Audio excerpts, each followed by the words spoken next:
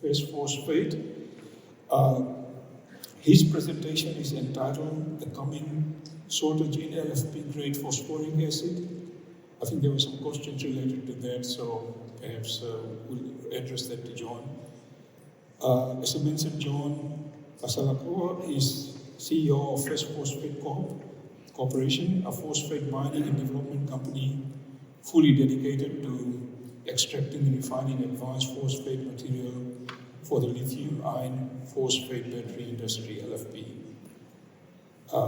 John is an international business strategist with over 35 years of extensive technology and capital markets experience. In 1998, he gained the title of Top 50 International Business Strategies.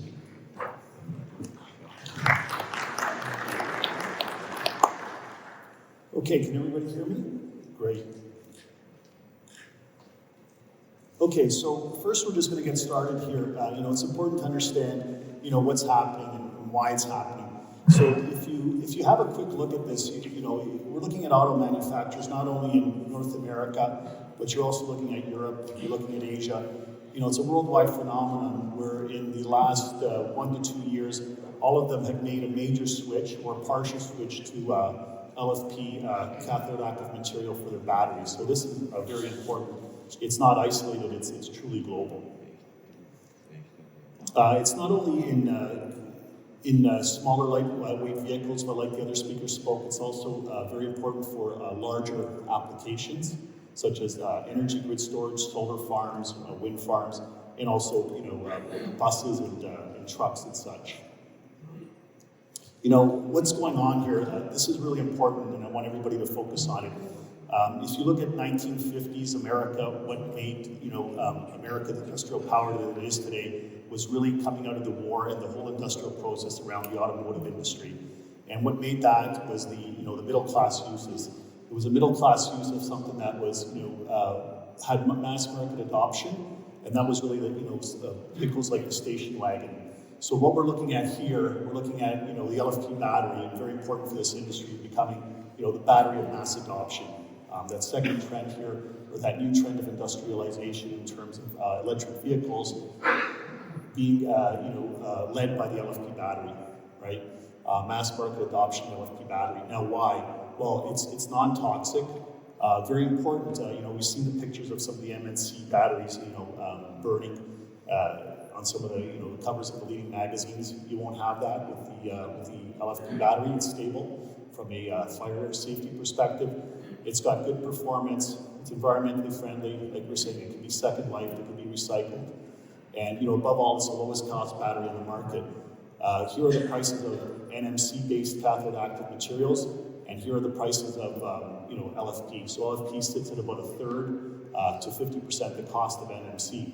So when you look at all that, if I'm sitting there as an auto manufacturer, I've got something now suddenly that I can put a warranty on, right? I've got something that a family with children can be put in the car, and that there's going to be safety. And what is that? That's the station wagon of the 1950s and 1960s in America. So that's something that can drive mass adoption. That's very, very important. Here's obviously some of the trends. We all know it. This is LFP battery. So NMC battery is always going to be complementary, and it's always going to be part of the equation, and it is for the higher performance uses. But everything that is sort of that, what I call the middle class use, going to work, taking the kids to school, doing the groceries, you don't need more than 100 kilometers of range on it. You sometimes get up to 800 to 1,000 kilometers of range with these batteries, so it's perfect. You can do everything that you need to do in the city. Now you're trying to drive to Chicago, to maybe New York, to Los Angeles. Okay, you might have to charge a few more times, but like the earlier speaker was saying, charging stations are developing everywhere. So this battery is a great all-round sort of solution to what the industry needs. And we can see what the figures are going to be. Obviously, everyone's gone over the problem before. The problem is most of these batteries made in China. We're desperately trying to get it over to North America. It's going to take time to get our industrial processes to work around it. But we've got something called the Inflation Reduction Act in North America, which states that by 2026, 80% of all battery materials have to be locally sourced in the United States or in a free trade partner of the United States. So that's pushing industry to move forward as quick as possible. Okay, so now we spoke about the demand behind the battery and why it is what it is for this industry. But it's important to define, what is LFP grade phosphoric acid and what are the criteria. I mean, you'll see all kinds of different explanations on the internet and even within our industry. So let's just get down, to some facts here. So really, we're looking at the same specifications as food grade phosphoric acid. Okay, so that's your basis where you got to start PPA.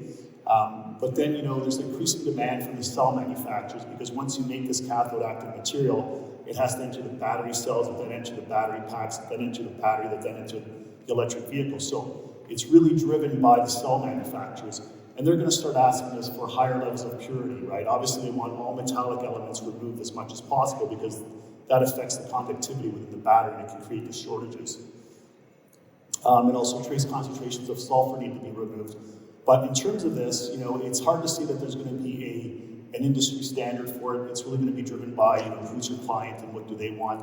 And I can tell you what ends up happening when you're getting into these so-called just-in-time systems where there's a lot of elements coming in to make the vehicle, to make the battery, and there's maybe 100 suppliers in there. What they're going to ask every single supplier is give me a fanatical level of purity. So that's what we're going to be asked for. We're going to be asked for a, oops.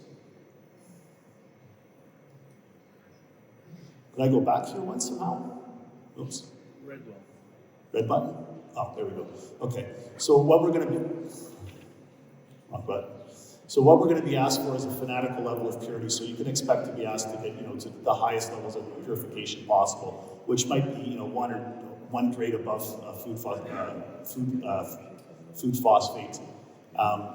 Now, the other most important thing, and this is kind of more of a subliminal philosophical thing, which is really what goes into LFP grade phosphoric acid, as I would term it, is the soft issues, right, around the ESG and the social governance.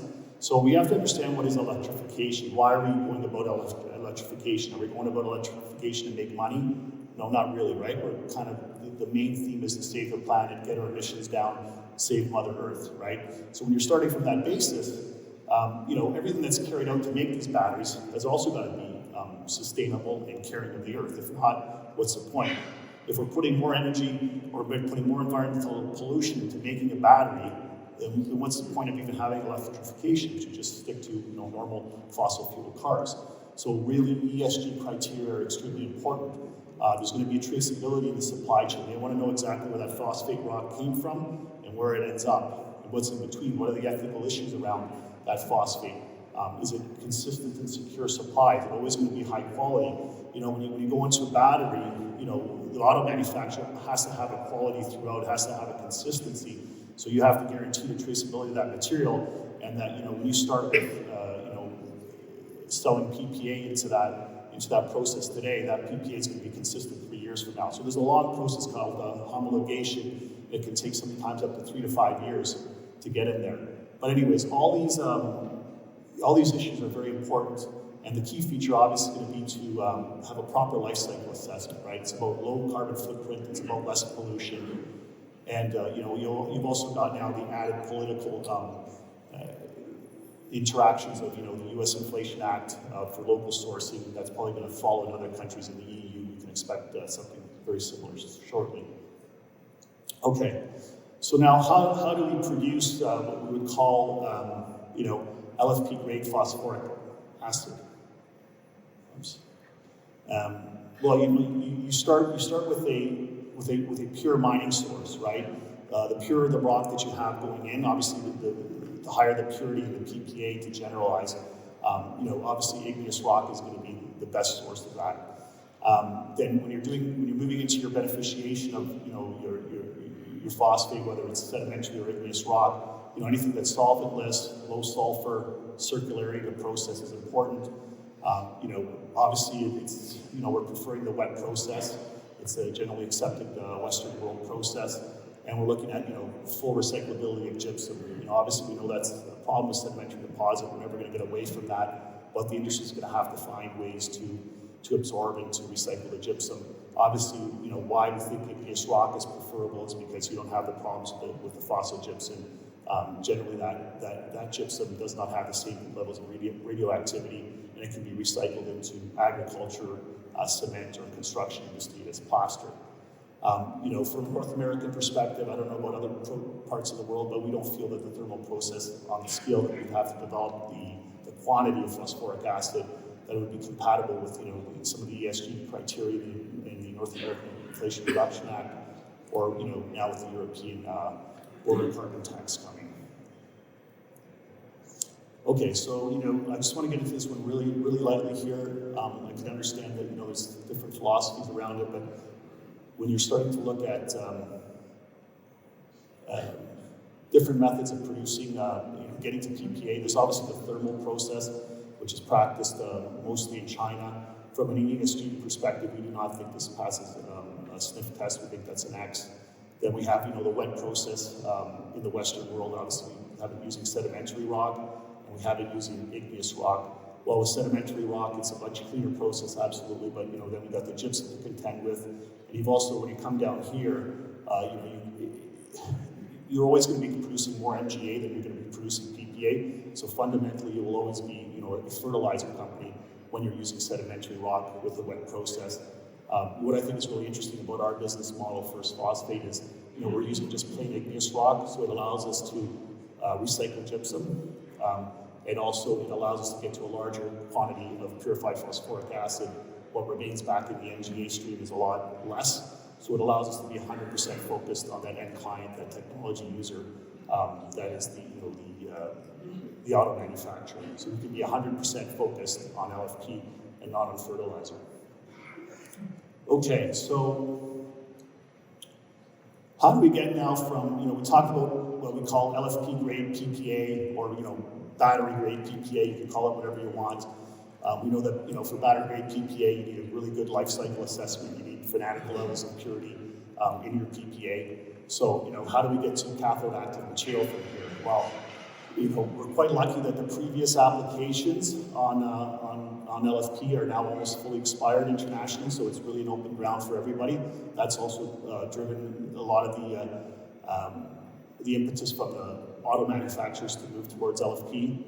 But when you make LFP, you need a lot of power, right? And to be on the ESG scale, as we said, you need green power. So where are you going to get the green power? Well, either usually a renewable source, whether it be wind, solar, or for us, we're lucky inside of Quebec, Canada, we've got access to hydroelectric power, lots of it, green, cheap power. Cheap power is always also important, not just green. To make LFP, there's two methods. There's the traditional solid state method, the precursors method, which I'll show in a second, and then there's the newer hydrothermal method. Hydrothermal method is a little bit more experimental, but it seems to be the way that we're going to really torque this, and we're going to really be able to get to the new generation of LFP that's going to allow higher energy capacity and better performance, because in the synthesis process, you're able to control things such as temperature, pressure, the synthesis itself.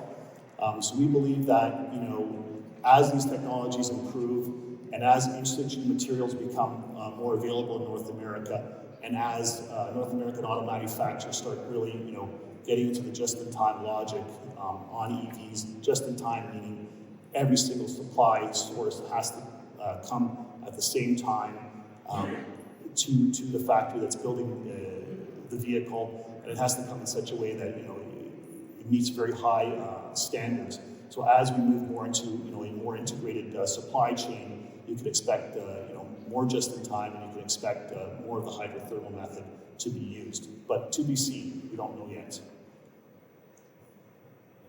Okay, so how much phosphate goes into a battery? These are the inputs of an LFP battery. You've got purified phosphoric acid, that's 85% weight percentage. 28% of it would be phosphoric acid. That's about, on a kilogram of LFP, about 800 grams would be purified phosphoric acid. Then you need iron sulfate. Iron sulfate would be about 1.8 kilograms for every kilogram of final LFP. And then lithium hydroxide is only 10%, that's about 300 grams. What's really, really interesting about this is when you look at the NMC batteries, they'll take twice the amount of lithium than an LFP battery would. LFP battery takes about half, depends on who's making it, but that's a great cost savings because the lithium is just so expensive right now. Okay, so I'm going to just go through really quickly the two methods of making LFP. This is the typical method. It's the precursors method. It's a method mostly used in China. What it really involves is a series of precursors. Because the travel distances and the logistics are so big in China, what they need to do is they need to crystallize things in the process. So, really they're crystallizing purified phosphoric acid and lithium, getting lithium phosphate, moving it to where they're going to make the LFP. Same thing here with the H3PO4. There's actually another step in front of this, and that's TMAP for some of them, because you get a crystallized form of phosphoric acid. That's then blended with iron sulfate. That's crystallized. That's moved to the next step. Both are then moved to this step, and you create LFP. But as you see here, you cannot control things like process, synthesis time, pressure, and some of the other elements. So you'll get an LFP, but you're not able to really control and get to those extra levels of quality. But it is a quick and dirty and pragmatic approach to it. So then, this is the newer method, hydrothermal method. There's other methods as well, but this is the method where you're assuming in situ kind of wet materials. You're sort of putting it into basically a reactor vessel. Usually there's a centrifuge process. Out comes H2O, SO4, wet milling, drying, mixing, electrical furnace. Again, this one as well as the last method. Lots of power. It's all electrical consumption. And here as well, right? That's why green power is very important in this methodology. Next thing is integration of supply chains. LFP cannot be an afterthought of the fertilizer business. I know everybody in the room is thinking, hey, I'm in the fertilizer business. How do I get into LFP? How do I torque it? We believe that this business will become its own separate specialty. You're going to need local sourcing. And local sourcing is very quickly going to become just-in-time management, where you just plug right into the auto manufacturer's supply chain. You'll need to have a very good understanding of the EV battery supply chain. This is not something you're going to sell on the side from your fertilizer business. You're going to have to have a very special group that's focused on LFP and the needs of the auto manufacturers. The more vertical integration into your client's supply chain, that's going to be more and more important. And the EV manufacturers are going to seek out serious, fully dedicated players within the LFP space who understand their needs. When we look at it from a North American perspective, and what this is going to mean, LFP demand is increasing. We look at phosphoric acid in the United States, Canada, North America. This is PPA and MGA, obviously mostly MGA, but this is what we've been doing since 2000. So we're kind of going this way. LFP needs us to go this way. So that's not a good trend. Now I'm going to sort of give you a little bit about my own company, First Phosphate, and what we're doing to break that trend. We've staked a number of mining claims here in the Saguenay-Lac-Saint-Jean region of Quebec. It's about 2 hours north of Quebec City.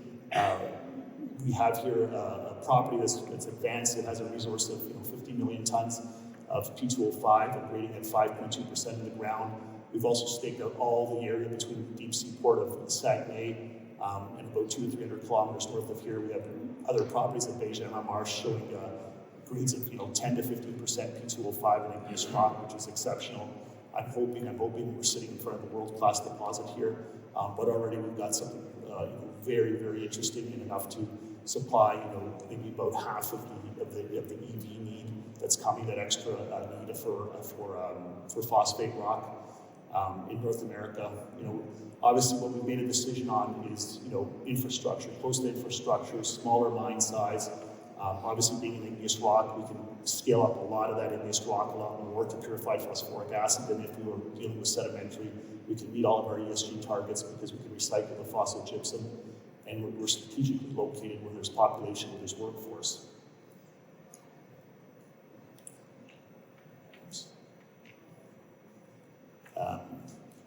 So what we're looking to do here at First Phosphate, which is very interesting because we know that there's a big global need.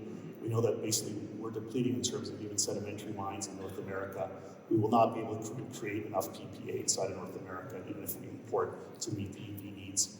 So what we're trying to create is we're trying to create an integrated player that starts from mine all the way to LFP cathode active material, similar to the way that the larger fertilizer giants go from mine all the way to a bag of fertilizer. We're having a vertically integrated strategy, and we're trying to establish the Saguenay-Lac-Saint-Jean region of Quebec as the LFP battery valley of North America. Oops. I'm a little bit stuck here. Oh, there we go. So, here, when we kind of look at what we're trying to do at First Phosphate, this would be sort of the value chain or the ecosystem that starts from mine all the way down to the battery. So what First Phosphate is trying to capture is this portion right here. We're going to mine 5 to 10% in the ground, beneficiate to about 41%, which, as you know, theoretical max on apatite is 42% P2O5, so we get very close to theoretical max. Then at this point, obviously, we got to scale up to PPA. Just on Friday, we announced an MOU with Crayon Technologies as well. We'll have the ability to, slowly, gently scale into creating our own PPA facility at the port of Lac-Saint-Jean, Saguenay-Lac-Saint-Jean, Quebec, hopefully. And then once we are able to create the PPA, we need access to a source of iron, which we have in our titanium deposits. We're able to get iron sulfate from that. So the only thing we'll be missing is a little bit of lithium. We're working on that. And then we'll be able to create the LFP cathode active material. This is kind of the black gold. This is going to be the political factor globally right here, because then this goes into the battery cells, the battery packs, and then into the vehicles. If you look at the news recently between CATL and Ford, CATL kind of sits in here in terms of the battery cells. Still, all the LFP cathode active material, this whole process would be coming from China. So we're trying to bring this whole process to North America. Okay, so this is my last slide here, and this is where I really want to come back home, and I want to talk about our industry and the opportunity that we have in front of us, and why it's really important that we work together, and why, quite frankly, the entire EV industry, all the governments, everybody out there is really expecting us to work together. Oops, keep doing that. Okay, so, LFP will drive a new narrative on phosphate. Okay, this is very important. It's going to drive the phosphate. It's going to be the tail wagging the dog. It's going to be the tail that wags the fertilizer industry. We know that phosphate is always going to be 90% fertilizer at any point in history, even 100 years from now. But that 10% of the LFP battery, we see how important it is. It's all the talk of the industry, and it's going to drive the narrative, right? And it's going to probably establish a whole new modus operandi for our industry. So what do I mean by that is everybody in the battery space is always talking about batteries to save the planet. When we're talking about batteries to save the planet, what do we look at? We look at the process, right? We look at the process to make the batteries. So they start to go through the whole supply chain and see how all the inputs for the batteries are made. So how do you get to the lithium? How much pollution? What is the life cycle of getting the lithium to the battery state? What's the pollution or life cycle in getting the NMC battery, the NMC components to the battery? They're going to be looking at phosphate, and they're already starting to do that. They're putting a really serious magnifying glass on our industry. So even if we're in fertilizer, we never get into LFP, we're going to have to really, all of us, start looking at our life cycle assessment, our phosphogypsum policies, what we do, because it's going to become more and more apparent. And if you don't believe me, just go online, type in LFP battery and phosphate, and just see all this whole army of new generation, save the planet type of thinking that's coming at the industry, and trying to see what we do. The other thing I wanted to say here is, First Phosphate ourselves, we're part of the sharing economy. We see this opportunity in LFP as one that's going to change the industry forever. We're open to dialogue with everybody in the room. We're open to partnerships. We're open to investments, whether you're inside of North America, outside of North America. And we're open to helping anyone in the industry who's developing LFP. We're not going to guard secretly what we have. We're not going to protect it. We're not going to hoard it. We're going to work with everybody in the room. You're outside of North America. You need access to technology. You need access to thinking. Just come to us. You need access to PPA in North America. You need access to a solution. We're going to be there for you. We believe that all of us working together very hard, we're still not going to be able to produce all the PPA and all of the LFP cathode active material that's required in the world for electrification. We also believe that if we work really strongly together, we're actually going to be able to push LFP to much higher levels and much higher levels of penetration than NMC. What we have is very important as an industry. We have those 70 years of industrial organization in terms of the ways to process phosphate and to be able to make purified phosphoric acid. When you go into industries such as lithium and graphite and other battery chemistries, they don't have that kind of organized industry that we have. So we're sitting on something very important. When you go on that show floor now and you buy a piece of machinery, you talk to somebody, you know that you've got a 100% success rate of getting something done. If you're sitting in lithium today, you're still in very theoretical and abstract processes. So, I mean, just to end off here, and I know I've got a little bit over time, our prediction is that we can build as much ESG-driven PPA and LFP cathode materials as possible. We feel it's all going to be uptaken. LFP cathode active material is the most versatile form of electrical storage known in the world at the moment. And again, it's important that we band together as an industry and become a sharing industry. There might be also a need, I think, to create a special new form of industry association that could lobby for us, in Ottawa and Washington, Strasbourg or wherever it is here in Brussels, for the LFP battery. And if we show ourselves and organized as a proper phosphate industry, we all have much to gain together. And that's where I'd like to take the dialogue with every single one of you. Thank you very much.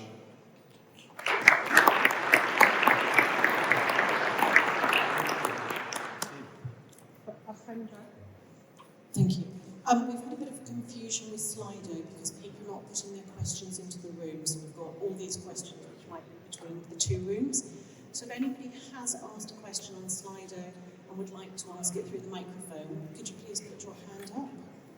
Or if there are any other questions?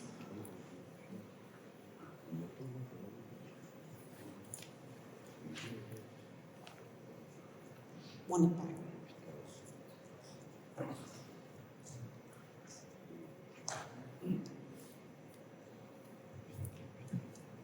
Thank you for the presentation.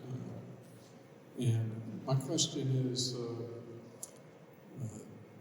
it was probably in the slides, but the First Phosphates showed us a reserve, I guess, in Canada. And what is if that reserve was to convert its phosphate to these batteries, would that be enough for the demand, or is it going to take several mines? What is I'm trying to get a quantity of how much of an impact this is to the fertilizer or to the phosphate industry. Yeah, so some of the internal numbers that we've been working on, we feel that by 2030, this is very, very conservatively speaking, and this is only like lightweight vehicles. We're not talking about buses and trucks, which is another huge component. We're not talking about grid storage. We're not talking about small appliances. We're not talking about scooters. My sons all have scooters now that are electric. So we're not talking any of that, but by 2030, just the auto industry in North America, that's Canada, US, and Mexico, is going to need about 700 to 750,000 tons of LFP CAM. Now, I brought my little cheat sheet here because I knew this question was going to come up. So when I look at my little cheat sheet here, 720,000 tons of LFP cathode active material, that equates to 360 gigawatt hours, which equates to about 1 million tons of igneous phosphate rock that we have up there in Canada. Our mine is looking to produce somewhere between 500 to 750. That's just the smaller mine. I'm not going to load it out without any, the other blue sky that we've worked on. So, I think a million tons of 41% rock by 2030 is what you need, but that's just for a very small conservative estimate on smaller vehicles, and it doesn't take into account that could be a lot larger in all the other uses. Does that answer your question?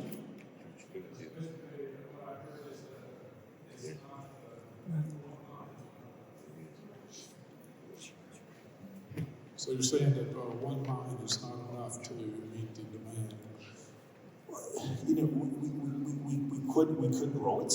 We could grow it, but conservatively, you know, we want to keep our capex lower. Sure, if we have industry banding together, and we have, you know, a few of us that want access to more PPA, we can certainly expand. But that's sort of our conservative number where we want to start.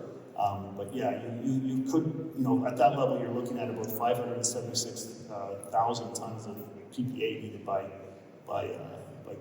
2030. There just isn't that capacity in North America, and I believe that's a low number.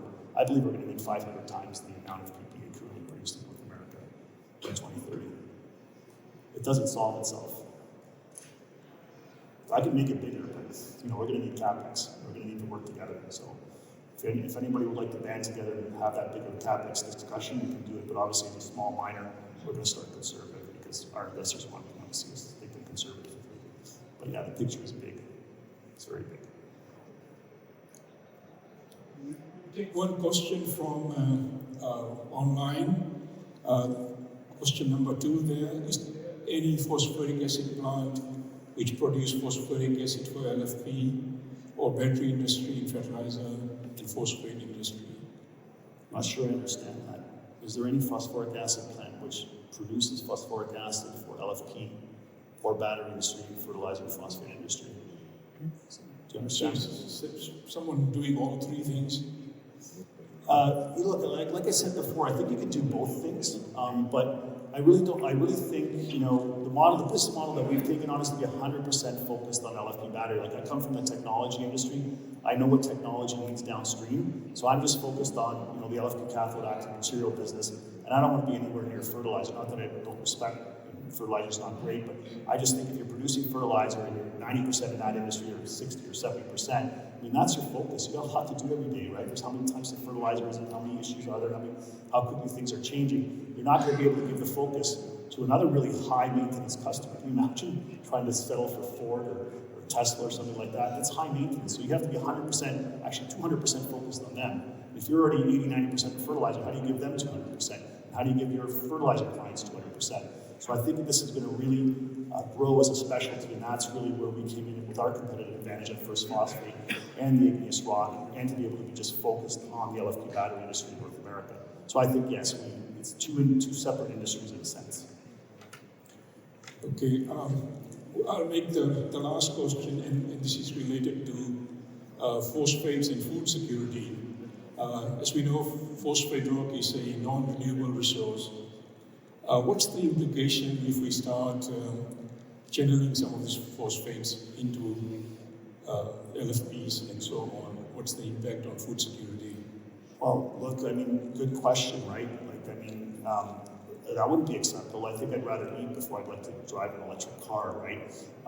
And you know, I do think that you need new sources of phosphate, and sources that are more apt or, you know, inclined for the ESG that's required inside of the battery industry. That's why we're going to igneous rock, and that's why we're going 100% on LFP. We're bringing on a whole new source for North America, because it wouldn't be fair to compete with food. We already know that you can't feed the world's population without phosphate anymore. It's impossible. And that's a very high imperative, right? And it's one that we cannot lose sight of. So LFP has to go above and beyond. It's going to be new resources. And the last thing you want to do is create, you know, more price competition. But, you know, even if you look at what is LFP going to be in terms of the whole phosphate macro, you know, it might be 1 to 2%, and it's really going to force PPA. That's where it's really going to, the pinch point is going to be. It's going to be in PPA. It's, you know, it's going to affect phosphate rock, but, you know, I don't think it's going to have a massive impact on fertilizer, at least not yet. It will have some impact, absolutely, but no, we should not be channeling out, you know, food-destined phosphate for battery. We should be looking to new alternative sources, and I believe the future of that is igneous rock, wherever you can find it. We've got it there in one spot in North America. We've got lots of it. We've got 1,500 square kilometers of claims, and we could go on for, I feel, decades, just supplying the LFP battery and maybe the fertilizer industry exactly where it is. Thank you very much, John. Thank you for having me.